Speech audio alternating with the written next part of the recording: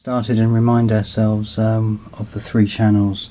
We are working on channel 2 today, and what we're going to look at is a few ideas of what's to come on the rigs that I use. And so to get started, this is a simple blue selfie stick, and then with the action cam, which is the Vivitar 786 HD on the top, and that's screwed in with a piece of red foam just to stop it slipping around. And then we've got the Zoom H1 which is attached.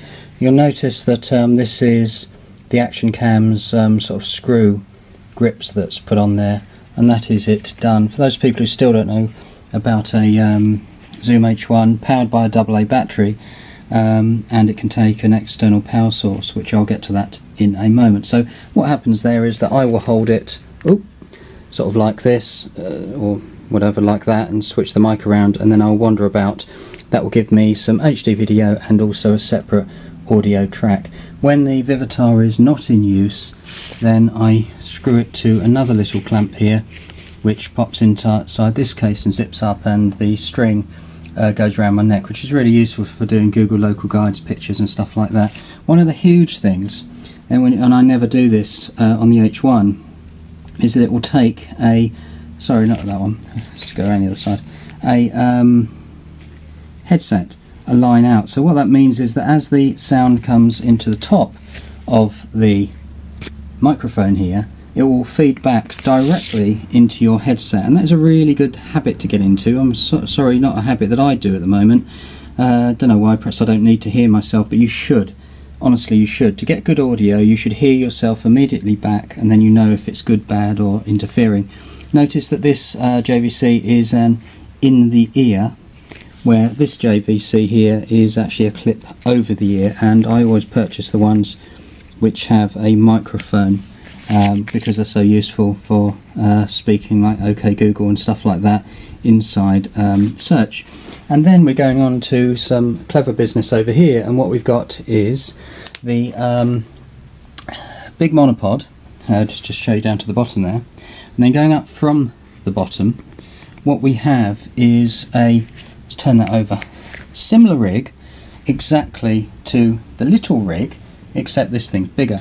So this time we've got a power bank, which, let's move that over, USBs out the side, and then that clip there, that adapter will plug directly into the Zoom H1, and therefore becomes a much bigger power source rather than the AA battery inside. So you'll notice also, if I can turn this around without breaking it, is, oh goodness, that is secured again by the action camera's grips. This one is a helmet mount, and I've just put it on there. So where you can see the little screw part, that's the same screw part as holding on the, sorry, that's gonna, I'm just trying to not drop camera. See under the bottom there, there's that, like the little screw, and there is the same screw under there. So that's that.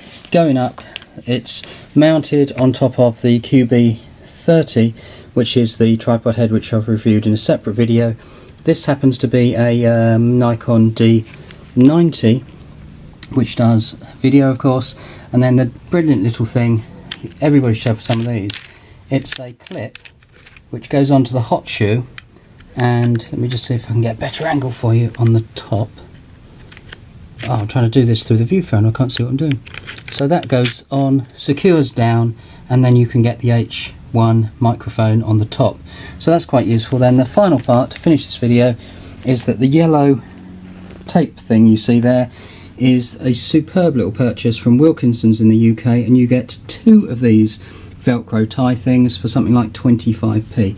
Now be careful, because sometimes when you purchase, or you get free quite honestly, some of these little mini tripods, they're okay, but this one is really unstable. It was free with, I think, one of these like mobile phone holders. So that was it. It was an overview of, once again, of how I work and the rigs that I'm happy to use, and that was on channel 2.